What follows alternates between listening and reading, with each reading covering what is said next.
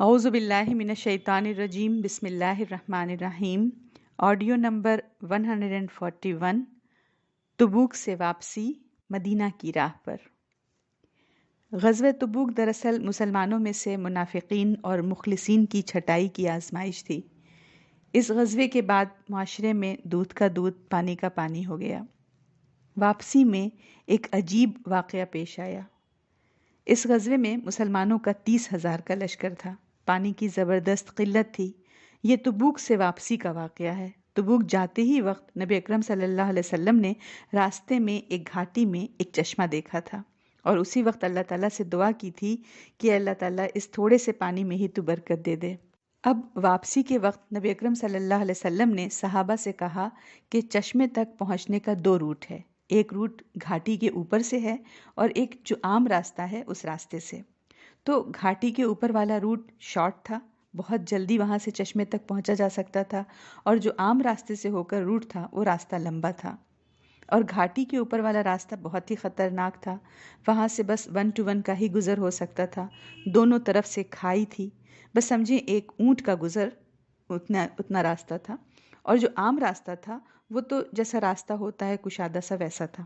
آپ صلی اللہ علیہ وسلم نے جن صحابہ کرام رضی اللہ عنہم کی آواز ذرا بلند تھی ان سے کہا کہ اعلان کر دو کہ گھاٹی والے راستے سے کوئی بھی نہ جائے، جو مین راستہ ہے اسی سے سب لوگ جائیں، اور کوئی بھی مجھ سے پہلے چشمے پر نہ پہنچے۔ اور خود نبی اکرم صلی اللہ علیہ وسلم اس تنگ گھاٹی والے راستے سے چشمے کی طرف بڑھے اور کہا کہ اس راستے پر کوئی بھی نہ آئے۔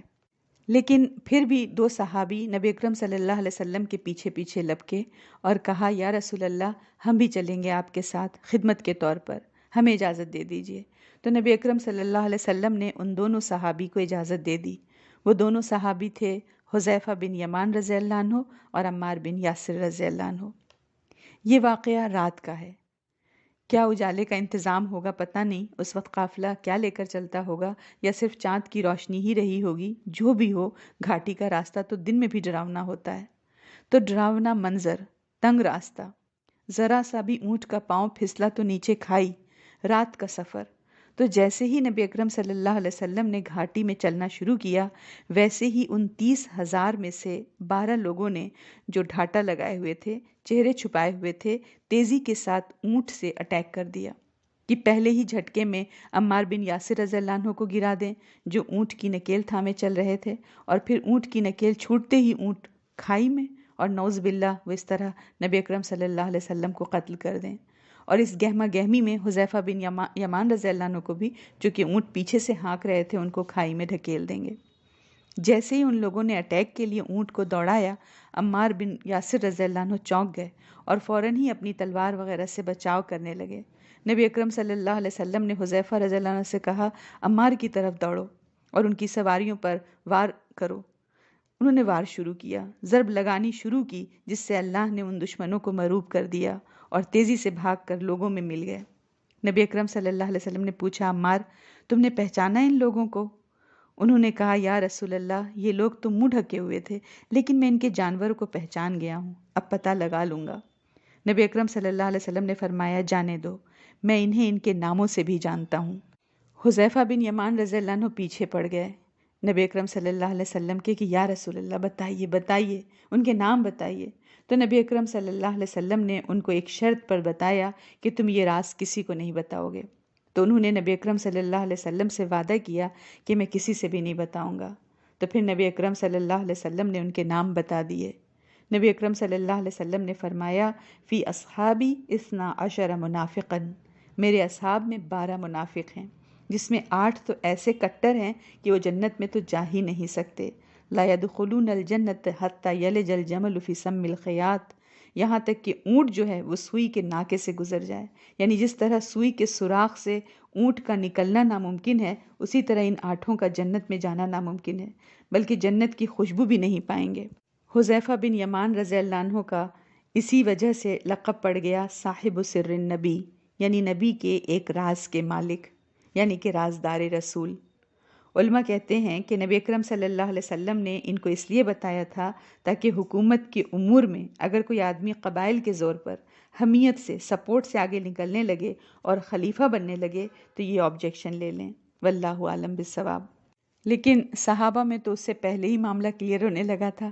وہ اس طرح کہ کسی کا انتقال ہوا تو سب لوگ دیکھتے تھے کہ حذیفہ بن یمان نماز جنازہ پڑھ رہے ہیں یا نہیں پڑھ رہے ہیں۔ اگر وہ پڑھ رہے ہیں تو ٹھیک، اگر وہ نہیں پڑھ رہے ہیں تو ضرور یہ منافق ہوگا۔ بڑے بڑے صحابہ ان کے پاس آ کر پوچھتے تھے اپنا نام۔ حضرت عمر رضی اللہ عنہ ان کا گریبان پکڑ پکڑ کر پوچھتے تھے، نبی اکرم صلی اللہ علیہ وسلم سے وعدہ کیا ہے نام تو نہیں بتاؤ گے، لیکن خالی یہ بتا دو کہ میرا نام تو نہیں ہے نا۔ ہم تمام امت مسلمہ کو منع کیا گیا ہے کہ کسی کو کلیئر کٹ منافق نہیں کہہ سکتے، اور نہ ہی کسی کو پکا مومن کہہ سکتے ہیں کہ یہ پکا مومن ہے، جنت میں جائے گا۔ ایمان بھی اندر کی کیفیت کا نام ہے اور نفاق بھی اندر کی کیفیت کا نام ہے۔ زیادہ سے زیادہ ہم مسلم ہونے کی گواہی دے سکتے ہیں کہ اس نے کلمہ پڑھا ہے تو یہ مسلم ہے، اور یہ کلمے کا انکار کرتا ہے تو یہ کافر ہے۔ مومن کون ہے؟ اس کی علامات۔ منافق کون ہے؟ اس کی علامات۔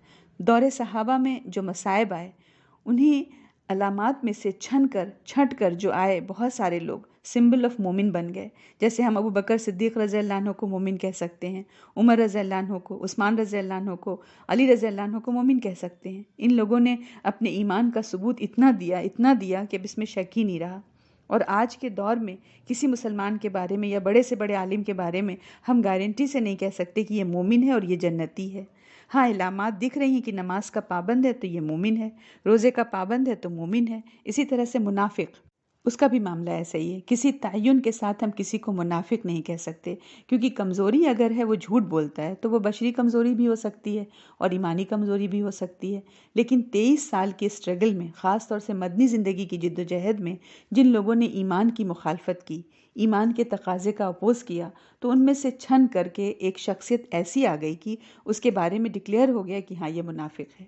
بقیہ کے بارے میں پردہ ڈالا گیا ہے اور ایک کو ہائی لائٹ کیا گیا تاکہ اس کی زندگی سے منافق کی پہچان ہو سکے۔ تو رئیس المنافقین یعنی منافقوں کا جو سردار تھا، اس کا نام کسی نہ کسی بہانے سے اوپن ہو گیا۔ تو اس کے کیریکٹر سے کسی کا کیریکٹر میچ کرے تو اس کے اندر کہا جائے گا کہ نفاق ہے، اگرچہ کہ کسی کو ہم منافق نہیں کہہ سکتے، لیکن ایک سمبل آف نفاق ہمارے سامنے آ جائے گا۔ اور پھر جب اس کے بعد نبی اکرم صلی اللہ علیہ وسلم چشمے پر پہنچے تو لوگ چشمے پر پہلے ہی پہنچ چکے تھے، 3 لوگ تھے وہ۔ نبی اکرم صلی اللہ علیہ وسلم نے ان سے پوچھا کہ تم لوگوں کو تو منع کیا گیا تھا، تم لوگ یہاں کیسے آ گئے؟ تو ان لوگوں نے معذرت کر لی کہ یا رسول اللہ، ہم نے اعلان نہیں سنا تھا۔ تو نبی اکرم صلی اللہ علیہ وسلم نے ان کا عذر قبول کر لیا۔ اور کچھ اور بھی منافقین کا گروہ وہ بھی چشمے پر تھا۔ نبی اکرم صلی اللہ علیہ وسلم نے ان سے پوچھا کہ تم لوگ مجھ سے پہلے کیوں چشمے پر آ گئے؟ منع کیا گیا تھا۔ تو خاموش، کچھ جواب نہیں دیا انہوں نے۔ تو بہت سارے صحابہ بہت ناراض ہوئے، نبی اکرم صلی اللہ علیہ وسلم نے ان کو لعنت بھی کی، سارے صحابہ غصہ ہو گئے۔ تو نبی اکرم صلی اللہ علیہ وسلم نے فرمایا تم لوگ مت پریشان ہو۔ پھر آپ صلی اللہ علیہ وسلم نے ان منافقین کو لعنت دیتے ہوئے کہا کہ ان کے لیے اللہ تعالیٰ کی ایک بیماری ہی کافی ہے، ان کے کندھے کے نیچے ایک پھوڑا نکلے گا سرخ رنگ کا، گلتے گلتے سینے کے باہر سے نکل آئے گا۔ نعوذ باللہ، شاید یہ اس وقت کا کوئی کینسر ہی رہا ہو، نعوذ باللہ۔ پھر نبی اکرم صلی اللہ علیہ وسلم نے چلو سے تھوڑا پانی نکالا، یہاں تک کہ اچھا خاصا پانی جمع ہو گیا۔ پھر نبی اکرم صلی اللہ علیہ وسلم نے اس میں اپنا چہرہ اور ہاتھ دھلا اور اسے چشمے میں اڈیل دیا۔ اس کے بعد چشمے سے خوب پانی آیا۔ صحابہ کرام رضی اللہ عنہم نے سیر ہو کر پانی پیا۔ پھر نبی اکرم صلی اللہ علیہ وسلم نے فرمایا، اے معاذ، اگر تمہاری زندگی دراز ہوئی تو تم اس مقام کو باغات سے ہرا بھرا دیکھو گے۔ والسلام علیکم ورحمۃ اللہ وبرکاتہ۔